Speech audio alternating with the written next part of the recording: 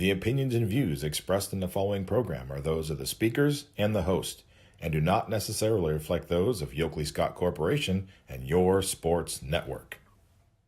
Yeah, I've been closer to Jesus before, so can you help me out? Oh, can you help me out? Am I on my own? Am I on my own? But can you help me out? Am I on my own? Am I on my own? Or can you help me out? Can you help me out?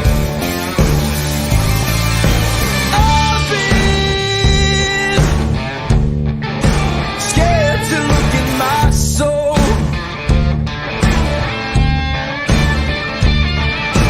I've been afraid I would follow the road. Yeah, afraid of the things I've been told. Hello, everybody. Welcome inside a Friday episode of Running Point on YSNLive.com, brought to you as always by our good friends up in that top right corner of the screen, Greenwood Chevrolet in Austin Town. They go the extra mile for you, and we try to do the same here on this show every single day. Thank you so much for tuning in. Bear with me today, guys. It's one of those Fridays. I don't know if you guys ever had them where your brain, like, all of a sudden this thinks it's the weekend already, decides, you know what, we're going to deuce out on Friday, because, like, this morning has been one of those ones where I'm fighting with myself. All right, so we're going to get through today, and then we're going to get in the weekend and have a fun one. Let's hop into the scoreboard, brought to you by Burnett Pools, Spas, and Hot Tubs, and see what happened last night. We'll have the recap of last night. We're going to have a football Friday show as well, where we talk about all the matchups for tonight, and then we'll also preview the weekend that's going on. So last night's scoreboard going to look like this. Southern Local went down to United, did drop a set, but still won 3-1 over the Eagles. How about Orange falling to Chagrin Falls? Orange cannot get the win. Edgewood does get the win, however, 3-0 over Geneva. If you're watching this for the first time, we do the first three rows first, and then at the end we'll scroll over to get the last one. West Branch on senior night gets to win over Massillon, Washington in 4 sets there. So congratulations to West Branch. Good bounce back from the Warriors after a tough one on Monday against Girard. Edison beats Brook 3-0. Brook has no wins on the season, so Edison able to take care of business and get the win there. Champion sweeps Liberty 3-0. That's a good bounce back from Champion. They had a tough time against Crestview, but everybody has a tough time against Crestview these days. East Liverpool, this was supposed to be a very competitive game, but they get the sweep. Now, these set scores, by the way, though, if you saw, were not, blowing out, or were not uncompetitive. 3 very good sets, but the Potters find a way to win all 3 of them and get the sweep of Oak Glen in the Potter Fieldhouse. It's a big win for East Liverpool going forward. Newton Falls and Brookfield play a thriller, 5 sets, and Brookfield is the one that comes out on top of this one, 3-2. Crestview gets another MVAC win. They finished the year undefeated, and they didn't even lose a set in the league. 3-0, they get the win over Garfield. We have East Palestine getting the win over Latonia in straight sets. McDonald makes quick work of a very hot Lowville team that had been playing well the last couple of weeks, but McDonald, it's really the same story. They had a little bit of a middle of the season, little drought where they weren't really playing their best volleyball, but they've put it back together. They've made the adjustments, and you look at McDonald the last 2 weeks. On Tuesday, they pushed Middle Ridge to 5. Tonight, last night, they make quick work of a Lowville team that has been giving people problems the last couple weeks. So, McDonald's starting to put it together, and they're going to be a dangerous team come tournament time in that Division 4 district. Middle Ridge gets the win over Springfield 3-0. They clinch the share of the MVAC championship with this win. On senior night, you couldn't ask for a better night in Middle Ridge. You get a sweep. You have senior night where you celebrate your seniors. And then, of course, you get a share of the MVAC championship. So you call yourself conference winners. 13-1 in the conference. Middle Ridge ends the season. Ends the regular season, conference slate. They still have games next week out of conference to get ready for tournament time. Lisbon gets to sweep of Valley Christian in straight sets there. Boardman beats Warren Harding 3-0 is your final score in that one. Western Reserve sweeps Sebring. They also clinch a share of the MVAC Scarlet tier with the win. So Middle Ridge and Western Reserve, they have to play nice and share in the sandbox. They beat each other this year. They split their meetings and they share the MVAC Scarlet tier. South Range ends their losing streak with a thrilling win in the Fieldhouse. 3-2 in 5. South Range gets the win. Campbell gets the win over LeBray in 4 sets, 3-1. And then the game that I was at that I'm going to talk a little bit more about after we get through the scoreboard. Lakeview gets the win over Girard in 5 sets. They win the NE8 outright, back-to-back championships for Lakeview inside the NE8, and they've also won the NE8 started in 18 for volleyball, I believe. So that's 5. They've won 4 of the last 5, 4 of the 5 championships for Lakeview in the NE8, and Girard's the only other team that has won it. So those two that battled yesterday are the only two that have won the conference in its very young so far history of the NE8. But it's been dominance for Lakeview, and they get the win last night to continue that storyline. Let's scroll the rest of the way down here and get you the boys' soccer scores. Columbiana gets the win over Brookfield, 5-2, the final score in that one. How about Kim Memorial putting up a 10 spot against Heartland Christian? Big win for the Red Devils there. South Range beats Niles 5-0, the final score. Poland falls to Hubbard 3-1. That's a big win for the Eagles inside that NE8 conference. Howland gets the win over Warren Harding 8-1. All Tigers, no doubt about that one. Girard shuts out Lakeview 2-0 in boys soccer. Canfield and Boardman do battle, and that was suspended because of rain. There was some rain that stopped some games last night for sure. The rain kind of hit heavy in some places. Austintown, Fitch, and United also games they got canceled because of rain. United was a fun one though because, well, not fun, but it was interesting because, of course, United had a boys-girls doubleheader, and we're going to scroll down to girls soccer. The girls soccer game got in. It was able to beat out the rain, but then the rain came and they were unable to start the boys game. So girls get in, and Springfield gets the impressive 1-0 victory over a very good United team. That kind of screamed tournament potential when those two clashed. But United did get the first game in, and then once in the boys game, the rain hit, and they could not get that boys game in. Badger and Pymatuning Valley tie with a scoreless draw, 0-0. Champion, this is a big test for the Flashes. Probably the biggest test they're going to get before tournament time. Berkshire comes into Champion.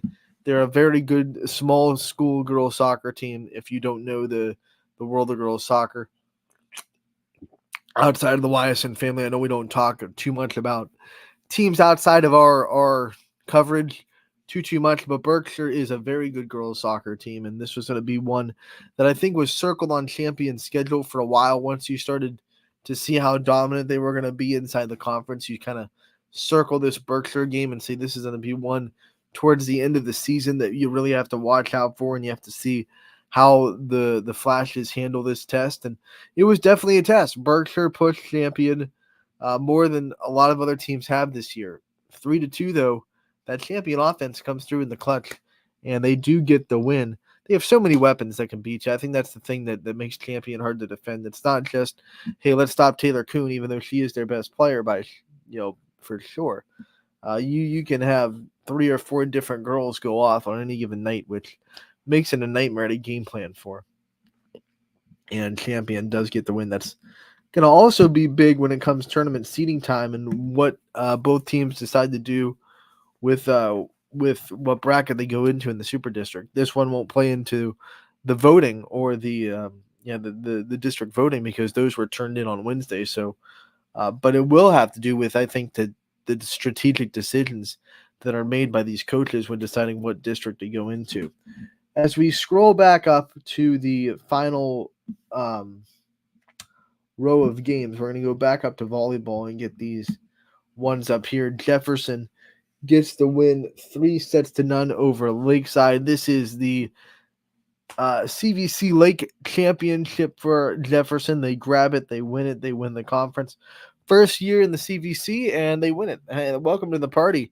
Kick the doors in, have a couple of drinks of your fruit punch, have a couple of dances, and then walk out as champions. That's what Jefferson did as they leave the NE8 last year, come into the CVC Lake Division, and they go on and win it in straight sets last night to clinch the CVC championship.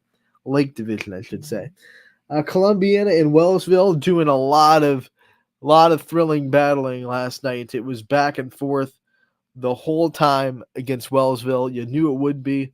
The Tigers were not deterred by the fact that they did not have a chance to win the conference with this game. They wanted to still spoil the party a little bit for Columbiana. And even though the Clippers are still your EOAC champions, they can no longer say they're undefeated because Wellsville comes in and gets the 5-set victory over the Clippers, knocks off their undefeated streak, and like I said, spoils the party for Columbiana. Wellsville gets the win in 5 sets.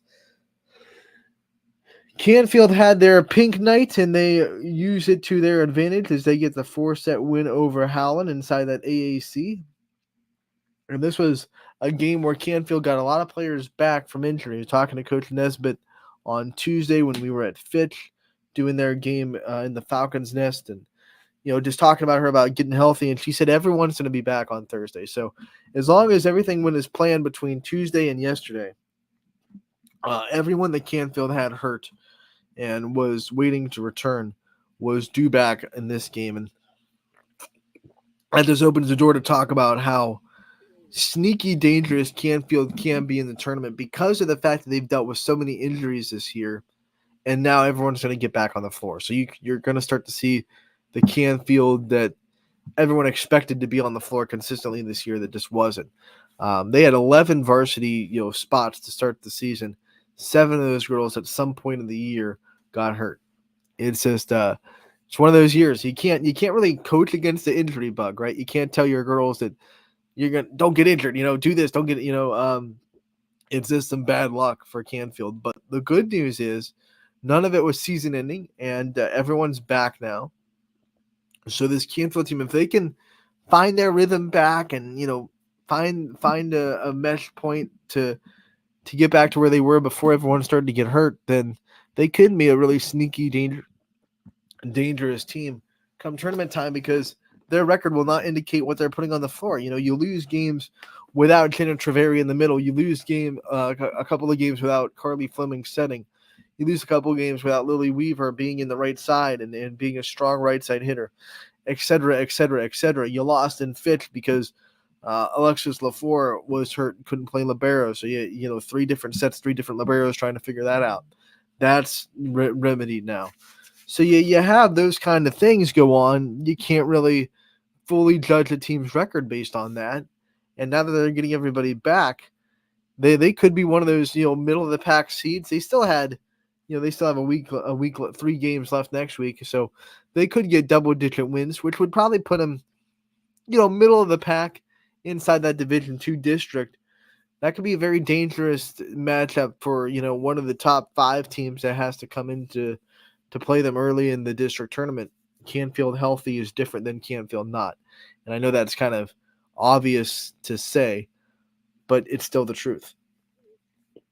Warren JFK falls to Ursuline in straight sets last night to continue our journey through the scoreboard. Waterloo They fall to Jackson Milton 3-0. So Jackson Milton continues to play much better volleyball. They're playing their best volleyball down the stretch of the season. That's always good for the Blue Jays. So before we go and you know what, let's just get the final scores. Then we'll come back up. I'll talk about Lakeview Girard real quick before we take a break and go on to our Football Friday talk. Boys soccer, Salem gets the win over Beaver Local 2-1. It's a tough week for the Beavers against really, really good opponents. 2 close losses as they still continue to have one of the best seasons that their program has ever had. Their girls also fell 2-1 to Ursuline, so a tough night for Beaver Local soccer on both sides, girls and boys. So now let's scroll back up, and I want to talk about Lakeview Girard. I was there. I just want to talk about the game and break it down a little bit more. And this was a matchup between two teams that have developed. It's a rivalry for sure. It's one of those ones that, but it's different than they don't not like each other. They have the utmost respect for each other. You look at Coach Guthrie and Coach Walters and how close they are to each other and how much they respect each other. This was not, the rivalry that you see where, there's bad blood and there's trash. That's not the rivalry this is. This is the rivalry where both teams know this is the best they're going to get, and they really, really want to win with everything they have. And you saw that on the floor. Both teams, effort-wise, you cannot say anything about. The things that both teams struggled with during the spots of the games where they were down were technical, were facets of the game, but it was not effort. It was definitely not effort. Girard came into this one on fire.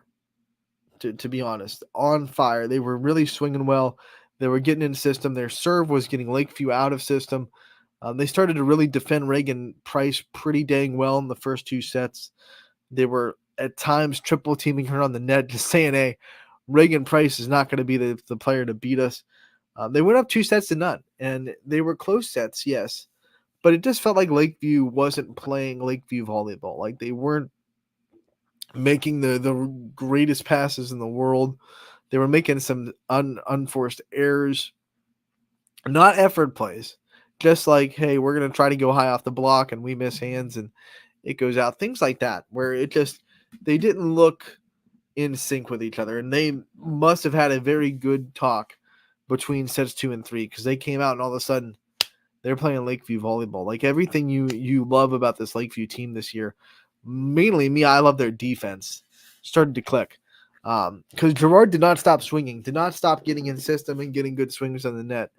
What they stopped being able to do was put the ball down. They stopped being able to get those kills because Lakeview's defense was now up for the task, and they were the Lakeview that we saw earlier in the season when they played at Girard, where it was the same story. Lakeview won in 3 that night because Girard, along with a couple of unforced error spurts every now and then, could not put any balls away because Lakeview was just digging everything in the back row, and they were getting their hands on the hits. You weren't going to block them. I think Lakeview made adjustments on the block that I really liked, and Coach Guthrie actually talked about it in her post-game interview. You can find that at ysnlive.com and our YouTube page. But when she's talking about Girard hitters, which are Nico Cochran and Brie Littell, their main hitters, using the block really well. They're very good at using hands to their advantage. So you almost want to be a little bit less aggressive on the block and say, hey, instead of just trying to stuff them, just get hands on it. Like make it hard for them to use the block against you. Time it so their block goes off the top of your hand and you get enough of it to give the back row a better chance to get under the ball. That's what Lakeview did really well in the last 3 sets. Their blockers weren't going for the stuff rejection that gets everybody fired up. They were going for, hey, if we just get our hands on this ball and pop it up in the air, then we can just give our back row, our defense, enough of a chance to get under it and make a good pass. And it seemed like that was happening a lot in the last 3 sets. A lot of swings from Brie Littell and Nico Cochran they were getting through the block, but they weren't going off the block and out. And I thought that was a really good adjustment by not just Reagan Price, but also Ali Paris, who is playing really well at the net. She had, I think, 5 blocks last night. statistically. And a lot of those came in the first 2 sets, right? Where they were getting the blocks every now and then, but because Brie Littell and Nico Cochran are so good at going off the block, that's when they started to say, hey, you know what? The 5 blocks that we have in the first 2 sets aren't getting us wins. They're not being consistent enough. Let's dial back the aggressiveness a little bit, adjust what we're doing on the block, and make sure that our hands are getting on the ball instead of just trying to get the stuff. Because you do that, you're playing into Brie Littell and Nico Cochran's hands, letting them go off the block like they do so well. That being said, Brie Littell, especially in the first 18 points of set 5, they lose 2 in a row. She got into this game takeover mode where she said, you know what? We're not going to lose. I'm not going to let us. Those first 12 points for Gerard were almost all either off of her kills or off of her getting Lakeview out of system and giving Gerard a really good opportunity. She was swinging so well. And then Gerard got into the rotation that I think is the one where they're going to struggle with when they play really good teams in the tournament. Just that this one rotation they have on the floor where Bree is middle back, and then their front row just isn't their top tier players in the front row anymore. And that one particular rotation where Molly Stewart was serving for Lakeview, they were up 12-6, and you feel like, okay, if they give up a couple of points, but they get it back, they just have to side out as quickly as possible. And they couldn't side out. Molly Stewart serve set the tone. She got a couple of aces, but it really set the tone because Gerard couldn't get in the system. Lakeview was consistently getting momentum after momentum, and they went from down 12-6 in set 5 to winning 15-12 with 9 straight points in the 5th and decisive set. Talk about just a 5th set that just absolutely displays everything it went through in the first 4, because the first 4 sets were up and down, right? Gerard wins the first 2, Lakeview wins the next 2, and then the 5th set was like a microcosm of that, because Gerard comes out, goes up 12-6. It looks like they're going to roll in set 5, and then Lakeview scores 9 points in a row and wins 15-12. Gerard just could not stop the momentum. A couple of timeouts were called. They couldn't find a way to make a play. And I think that rotation is definitely the weakest one that they have.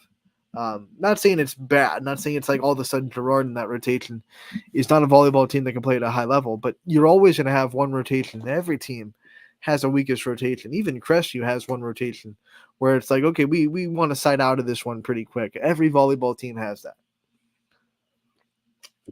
And for Gerard, unfortunately, Lakeview grabbed the momentum at the perfect time because their rotation that they were in just wasn't the one that is their strength. And that's just how it went. I think Gerard watching this match, it's been this story for them a lot this season. I want to bring up set 4 but with this point, because Gerard this season has definitely had stretches where they give up sets. And when you're up 2-1 in the match, you can't afford to lose a set 25-12. They did that against East Liverpool when they lost. You see some of their losses, and it's like they're close sets, but then you see one set where it's 25-12, 25-13. They just, every now and then, a different team shows up for a set, and you get in tournament time, you can't give up the sets. If they're gonna lose a set, it's got to be earned. And the third set was earned by Lakeview for sure. Third set was a very good Lakeview performance. Fourth set, Lakeview was still playing well, but Gerard didn't help themselves out, and that's why you see a 25-12 score in that set 4. And I think that's been a trend this year for the Indians, and Coach Walters is going to have to look at this last week. You got this last week to prepare for tournament time. That's it. So he's going to look at that and say, how can I fix this? How can I keep us away from those one set of matches sometimes against high-quality teams where we don't click for that set? They bounce back from it really quick, right? They had the 4th set where they lose 25-12, and they're right back in it. They go up 12-6 in the 5th set. So they bounce back from these tough sets very, very fast. They don't let it snowball. But at the same time, you want to stay away from them completely, and they're going to try to do that in the tournament. Going to be very interesting to see how they line up with Marlington, who gets the 1, who gets the 2, and who decides to go after who and what brackets they go into. Tournament draw is, well, they seed Saturday. The draw is Sunday. So when we come back on Monday, we're going to have volleyball tournament time to talk about. Very, very exciting. Very exciting. You know what else is exciting? It's week 8 of football. So we're going to take a break. And when we come back, we'll have the Friday football talk. We'll talk about all the matchups. And we'll preview the night of football on Running Point. Brought to you, as always, by Greenwood Chevrolet in Austintown. We'll be right back. 21 News delivers the news as it happens, using the latest technology from where it happens. Live here outside the Mahoney County. On air, online, Wednesday afternoon weather update. Very dangerous. and on the 21 News social media platforms. I'm on the road right now. 21 News, the Valley's only locally owned source for trusted news since 1953. Craftsmanship to us is 60 years of pride and dedication. Passed down from generation to generation. The hardwood floors that your kids take their first steps on. The solid wood doors you quietly close at night. The things we create day in and day out are the products that end up turning your house into a home. At Baird Brothers Fine Hardwoods, uncompromising quality and craftsmanship built our business. And it will keep us moving forward for generations to come. Going the extra mile at Greenwood Chevrolet means we want to take care of the community that takes care of us too. And we have to work together always. And that's how you stay in business for 40 years. You know, I love being a helper because when I help somebody, it makes me feel good. It means a lot that I can make a difference in others' lives. So I will do everything I can and just being there for them every step of the way. I want them to know within the first 5 minutes that they could depend on me. That's what going the extra mile means, only at Greenwood Chevrolet. Before the lights come on, before the workday begins, before a long day is ended, or it's time to have fun. It all starts with the people at Joe Dickey Electric. From replacing a light fixture in your home to building a substation for your business, no job is too big or too small. The people of Joe Dickey Electric power them all. Joe Dickey Electric, over 60 years of powering the Mahoning Valley.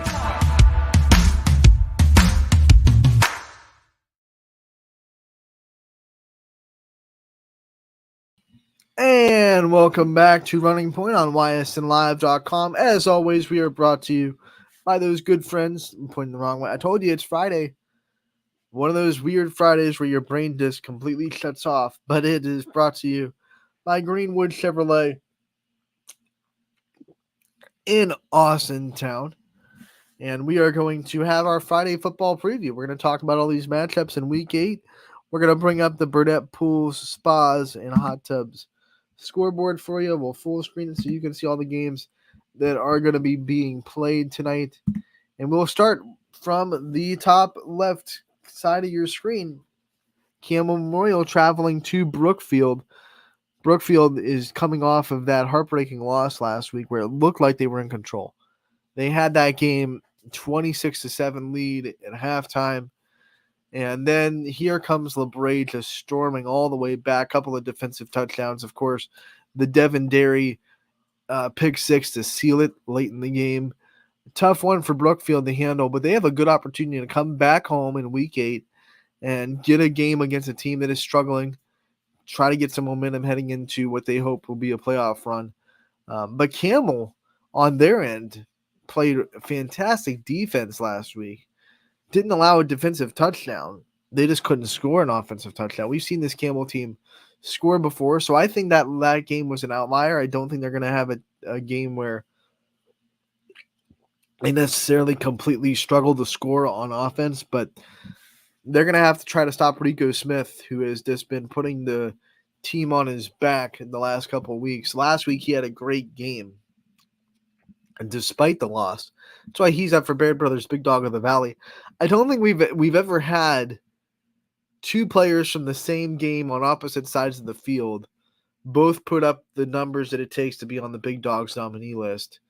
And we have that for this one. Brookfield's Rico Smith up for Big Dogs, and then Devin Derry up for LeBray for Big Dogs. When you get a game-stealing pick six to add to your couple offensive touchdowns, That'll do it for you. By the way, Big Dog of the Valley voting is still open, and it is going to be open until Sunday at midnight.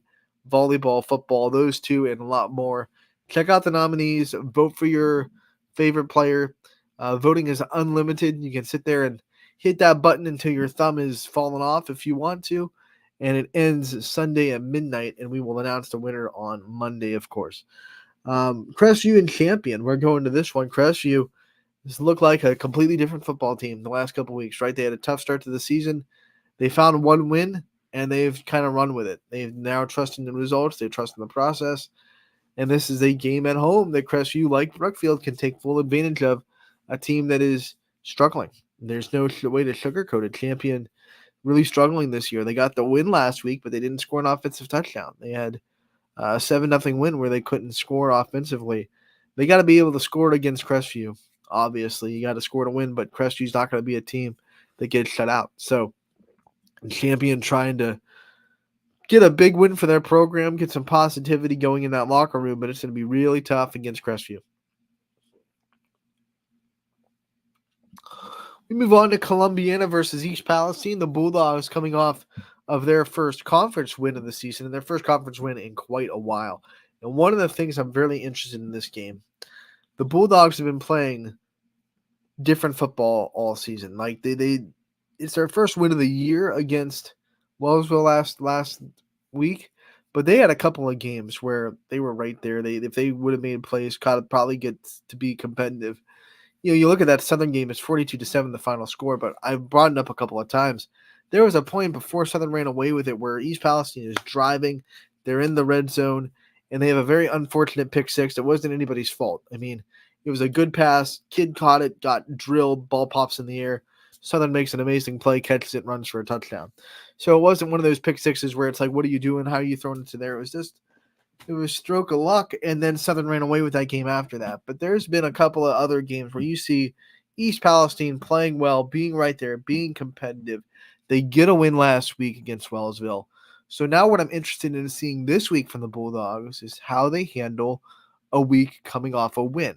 Because they've been there, they've been close, they've been trusting the process, but this is a team that, quite frankly, hasn't had to come off a big win in a little bit. So how you handle losses is just as important. How you handle wins is just as important as how you handle losses. You go in, do you still have the exact same routine and work ethic and drive that you did when you were trying to get your first win? And you saw Wellsville, and I think everyone in East Palestine, everyone in that locker room saw that as this is an opportunity. This is the Wellsville team that is pretty equal to us. We feel like we're not the big underdogs against Wellsville. We can go out there. We can really play with these guys. And they really did. They actually won handedly. So coming off of that win, what's the mindset in the locker room? How do the Bulldogs build off of it? Do they continue to do things the exact same way? And I feel like they will. I feel like this Bulldogs team is very hungry. They're well coached. Mike Dempster has a coach's corner up on ysnlive.com.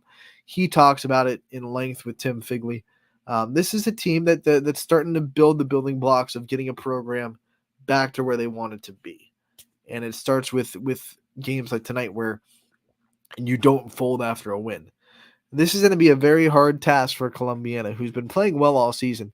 Their record won't demonstrate it, but they've lost a couple of really close games where they're one possession away, one or two plays away from winning. So this Columbiana team is very good, but they're going on the road against a Palestine team that just got off their first win of the year, and they're feeling it. They're feeling that emotional high. So not going to be the easiest task in the world for Columbiana going on into East Palestine. I'm actually keeping a close eye on this one.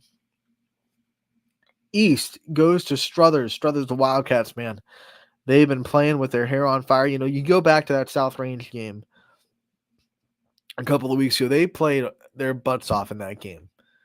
They gave up a 2-minute drill touchdown to lose by 4 to South Range, who has proven the rest of this NE8 season that they're just taking names, right? So Struthers barely losing that game. They've taken that as momentum. The next two games after that loss were steamrolls. They were just completely dominant football. Excellent execution on both sides of the ball. not making a lot of mistakes. This Struthers team right now is playing extremely high level.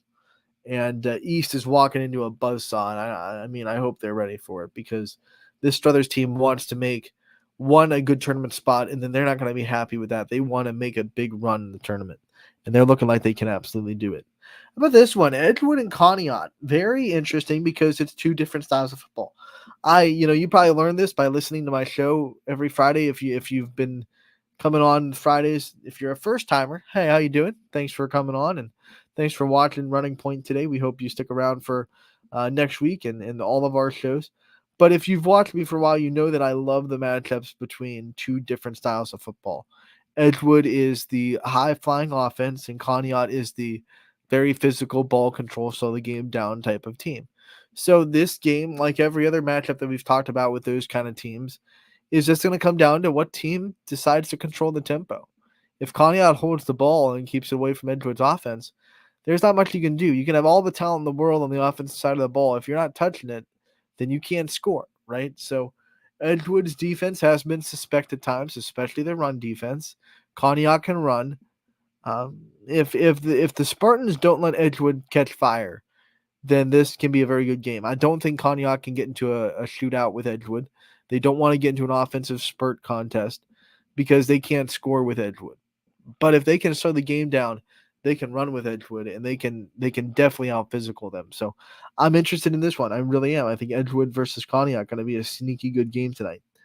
Garrettsville Garfield, they've been absolutely dominant. They'll look to continue that against Newton Falls on the road. Last week, though, I will say the Liberty maybe put a couple of things on tape that teams can try to expose against Garfield. The problem is, a lot of teams don't have the personnel to do the things that Liberty does that gave Garfield problems. I mean, Liberty, when they had success, they were making those plays on the boundaries. They were getting space. They were doing things that you're not normally seeing out of a team like Newton Falls that is just a run-first, very run-heavy team. They're not necessarily have the personnel to do the things that Liberty was able to do. So, yes, Newton Falls has maybe a little bit of things on film that maybe they can try to attack on Garfield. But the question is, do they have what it takes to actually execute those? We're going to find out tonight in Newton Falls. It's another great one, or maybe great one. I don't know. The way the Knights are playing, every time they're playing a team that can give them a fight, it's a knockout in one round. We'll see what the Knights can do tonight. It's supposed to be a good game. Glenville's a very good football team. But Archbishop Hoban, they've been unimpressed by everybody that's come across them so far this year. And they've made every team that has been up against them look kind of silly. So we're going to have to see what Hoban does against Glenville tonight. A very good Glenville team. Canfield, after being off last week, comes back into action at home against Parma Heights Holy Name. Got to be honest, don't know much about that team they're playing, but Canfield should be well rested. I know they were a team like their volleyball team trying to fight the injury bug a little bit. Obviously, there are some players who are not going to get back this year, and that's already been kind of well established. But there are some players that were just little nicks and bruises that Canfield's hoping to get back tonight. So after the week off, they get back to action. Canfield at home against Parma Holy Name. Should be fun. Two really physical teams coming up next with Howland and Cheney. Very defensive. I expect this to be a low-scoring game. Neither team has a high-flying offense. I think the key for Cheney is, can they protect the quarterback? You know, we've seen when they've struggled, it's been because they're making Drew Galt just do way too much with his legs. He's an athlete that likes to escape, likes to improvise, but you can only play for so long when you're running for your life. You can only do that for so long. So Cheney's offensive line in pass protection especially, not maybe they're really much better at run blocking, but the pass protection, they got to give Drew Galt a little bit more of a comfort zone inside that pocket so he can make the plays that he and everybody else knows he can make. Hubbard and Lakeview. This is a game between two teams that really need a win. They both need a win. They both need them pretty bad. Lakeview trying to turn around. They played South Range so hard. And I don't know what happened. I don't know. Maybe they lost some players. I don't really know. But After that South Range game, the different Lakeview team showed up the next couple of weeks, 3 weeks now, where they haven't been the same Lakeview team we saw. So they need to turn it around, right? Because if that first Lakeview team that we saw in the first 4 weeks of the season, if that shows up, this is going to be a heck of a game. But Lakeview's gotta dig deep, gotta make the adjustments, gotta find a way to get back to the team that they know they can be. And they still have an opportunity to show people that they're not the Lakeview team that was last year, where they had a good start and they completely fell off a cliff in league play. If they get a couple of wins here in the end of the season, and they at least say, hey, we're 5-5, or they're 3 wins now, so 5-5, 6-4. That's very respectable, and that's a step up from last year, which is all you want to do. You want to improve from the year before. So looking to see Lakeview if they can turn that bus around a little bit. Jackson Milton versus Lowville. This should be a good one. This should really actually be a good one. If Jackson Milton, this is a big if they can find a way to slow Lowville down. You're not going to stop them. You're not going to shut out this offense. But Jackson Milton's offense, if it's just a guns out, guns out, sun's out, guns out. By the way, the sun will not be out tonight. If you're heading out, make sure to bring your umbrellas and ponchos, because Storm Tracker 21 is calling for a pretty sizable amount of rain tonight, which will be the first sizable rain during a football week in the season. But that might favor Jackson Milton. Can you run around and throw in the rain? I don't know. This is going to be a game where the weather might be a big impact. Jackson Milton wants it low scoring. They want their offense to be able to run the ball, take advantage of stuff. They have a lot of those two-back formations with Aiden Stanky as a fullback, where they can do a lot of things. Can the Blue Jays turn the ball over too? Because they turned the ball over quite a bit last week. Save them on defense with being taking the ball away. So those are going to be two keys. Can Jackson Milton take the ball away, and how much does the weather affect this game? Lakeside going to Geneva. Geneva has been a thorn in YSN's side for this season. Every YSN team they've played, they've beaten, and most of them haven't been close. Lakeside trying to change all that against the Eagles tonight. Lisbon Latonia. So now this is kind of like East Palestine, right? Where East Palestine's coming off their big first win of the season. Now, it's not that situation in Lisbon. They're not coming off their first win, but they're coming off of back-to-back massive victories against the top teams in the EOAC that not a lot of people gave them a chance to win. So now I think the next factor is, how do they handle that? How do they handle success? Lisbon has not been a football team that has been in this position yet, where they have the opportunity to go, 8-2 if they win out, and be a very, very in a very good spot for playoffs.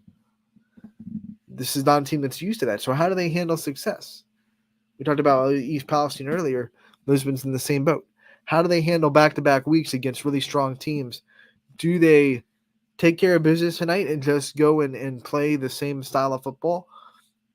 They might win tonight either way, but I want to see Lisbon own the field tonight.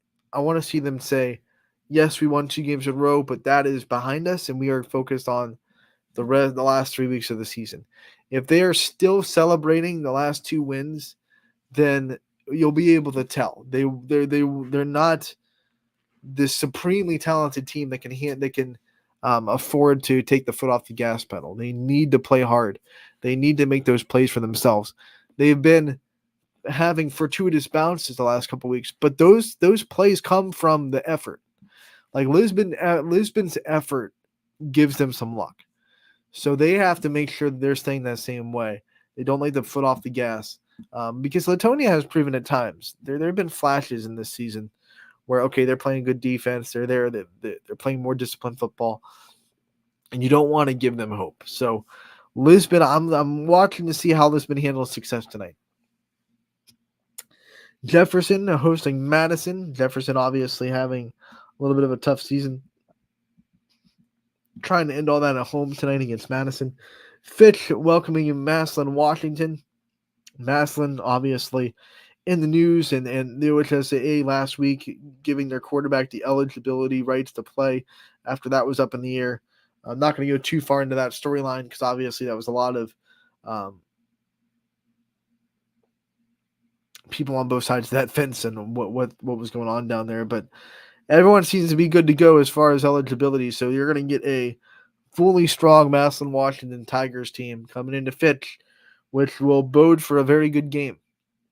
Springfield, another test against Middle Ridge. Can they stop Ian Erb? Can Middle Ridge stop Colton Rourke somehow? That's going to be a fun game inside New Middletown between the two teams in orange and black. Good luck telling them apart from deep in the stands. Girard and Poland. This one's sneaky good. Girard has shown that they have the ability to play, but I think consistency is going to be a big thing for Girard. They were right there with South Range. It was 28-21, and then they kind of fell off the wagon a little bit because of turnovers and penalties. So can they stay consistent? Can they play a consistent game? If they can give Poland a lot of fits. If they don't, Poland's going to run away with it. I was really impressed with Poland last week coming off of that disappointing loss to South Range. So now the question remains, can they continue that? Because if they can win out, they just have to hope they get some they get some help with South Range. My brain just completely flubbed that whole sentence. Welcome to Friday, right? We go to Salem, traveling to Carrollton. Salem coming off their first win of the season. They're hoping to make it 2 tonight. United traveling to Wellsville. We have Villa Anna St. Joe's against Ursuline. This is going to be a very good matchup. Ursuline has passed every test that they've had so far, but that doesn't mean the next test isn't coming, right? So everything that they've done can be kind of washed away if they don't step up tonight. This is a schedule for Ursuline that there are no nights off. There is no nights where you can just say, let's pack it in, let's write it off as a win. This team going to be tested again tonight. Villa Anna St. Joe's is the real deal. McDonald having an off night of conference play. They will welcome in Wyndham. The Bombers have been playing better. We saw them in the first couple weeks of the season really struggle to find their identity, really struggle to score. But now it's a big test, right? Because they're playing a very good McDonald team on the road. Can they kind of keep that momentum alive? McDonald needs to win too, though. So McDonald's going to be a very desperate team at home to get a win. Tough situation for Wyndham. Mooney trying to bounce back from their loss last week to Cheney as they play Warren Harding. And Mooney's schedule is just like Ursuline's, where there's not going to be a time to take a day off, not going to be a time to lick your wounds. Hey, you lost, but there's no time to dwell on it. You got to get right back up because Warren Harding's coming to town, and you got to be able to get up and play for that game. Cardinal traveling to Grand Valley. Going to be a fun one in Ashtabula tonight. How about this one? I'm loving this one. Alliance at West Branch. Alliance's quarterback is committed to Oklahoma to play football. West Branch's Bo Alazas has been playing with his hair on fire. Their offense has looked as close to unstoppable as it possibly can be. This might be for the EBC. I know there's a couple of weeks left after this one, but both these teams have looked very good this year. If Alliance was a YSN school, they'd be in the power rankings. So this would be a power ranking team, but they're not. So it's not, of course. And West Branch trying to make another big statement, a big win. They've had a couple of them already. Remember Ridgeville? They went in that game. Everyone said, okay, we're going to find out about this West Branch team. Maybe they're not what they were last year. Ridgeville was undefeated. West Branch wins, right? So West Branch keeps winning these big games that people are saying, maybe this is when we find out who West Branch really is. They have another opportunity tonight at home in Beloit against the Aviators. Waterloo and Western Reserve doing battle tonight. We have Edison hosting Buckeye Local. Edison trying to get back to winning after 2 really heartbreaking losses. A walk-off field goal in the last week's game against East Liverpool. The week before, Toronto beat them by 8. So 2 really close losses in a row. Edison trying to bounce back in a big way. Orange travels to Hawken, not the town from Stranger Things, but the high school football team, as they try to get another win on their season. LeBray goes to Liberty. I'm interested in this one. I really am.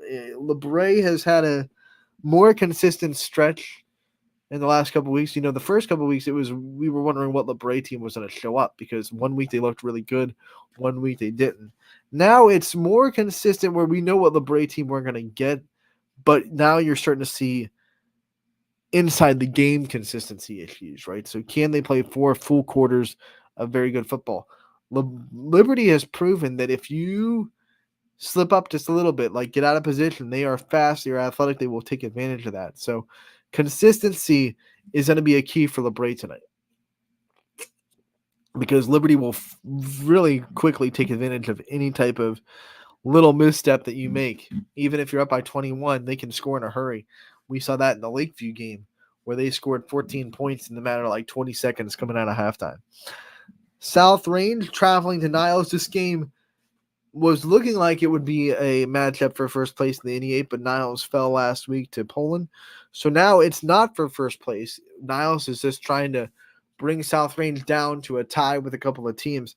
Obviously, Poland is Niles' biggest fan right now, because not only would they cause a logjam at the top of the NE8 that Poland would be a part of, but it would also give Poland a little bit of leeway in those playoff rankings as well, and give them points if Niles was to win, because obviously every team that you beat, when they get wins after you beat them, you get a little bit of extra computer boost. So Poland is going to be rooting hard for Niles while they're playing Girard.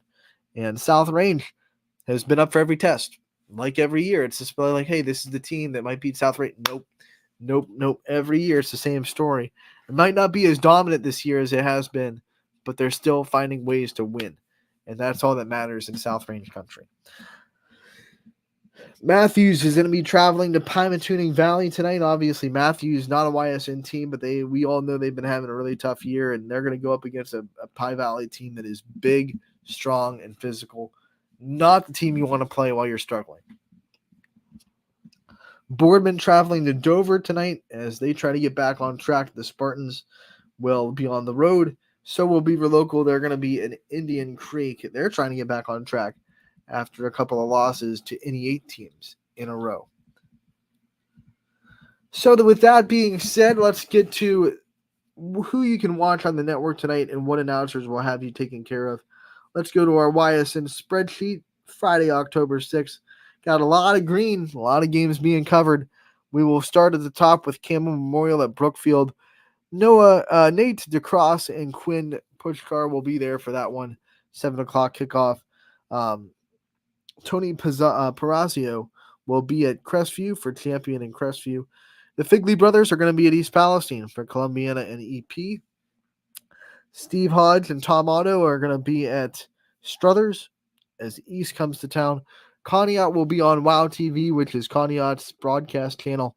It'll be on YouTube, and our YSN Live link that you go to our live games page, we'll have a link to that. So you can still find it on the live games page to go and watch, and that one will be covered as well. Garrettsville Garfield and Newton Falls, CJ Bako going to be on the call there for that one. Ala Caberna heading to Archbishop Hoban as they take on Glenville.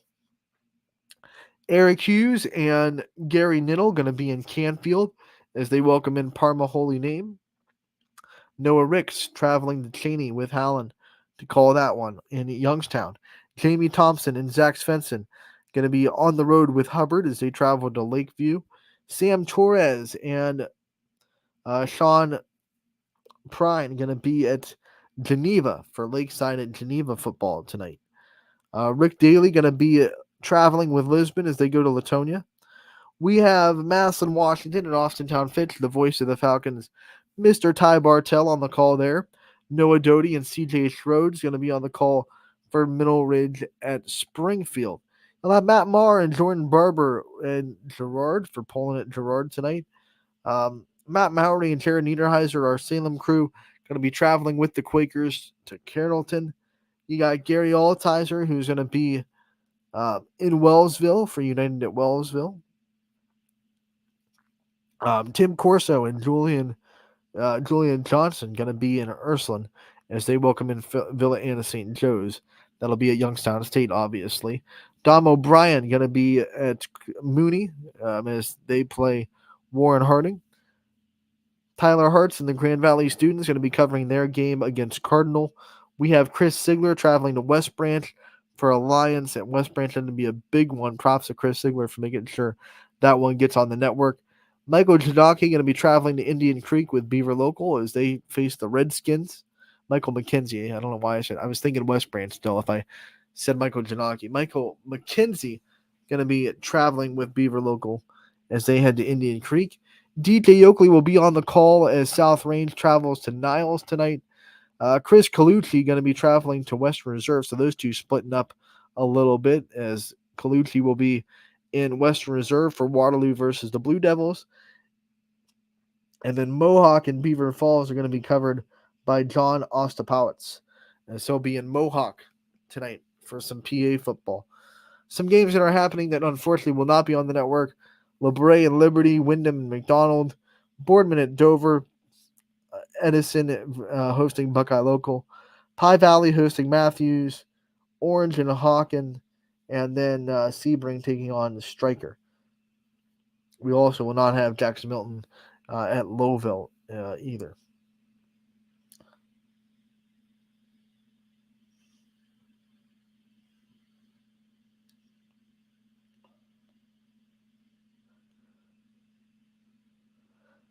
While we have you here, before we sign off, let's preview the Saturday that you're going to see.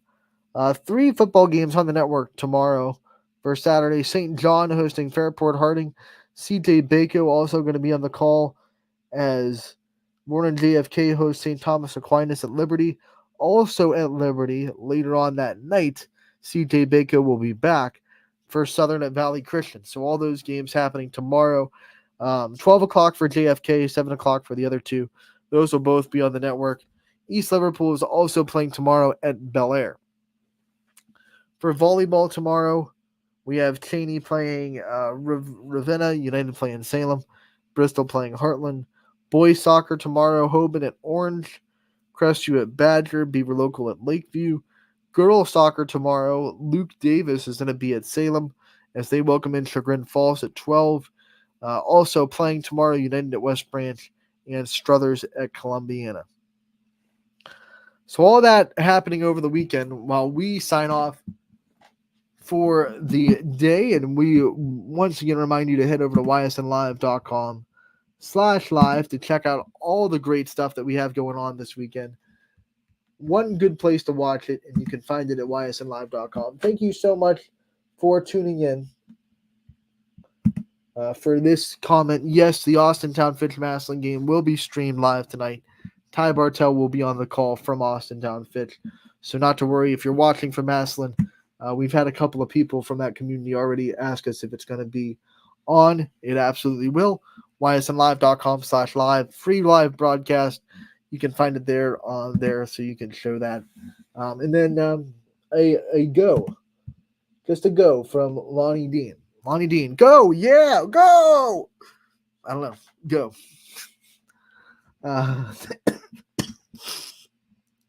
Thank you for watching, Lonnie, and giving me a little bit of a bright spot at the end of this show. ysnlive.com/live is where you can find all the games tonight. And we'll be back on Monday to talk about it all on Running Point from 1 to 2. As always, we are brought to you by our good friends over at Greenwood.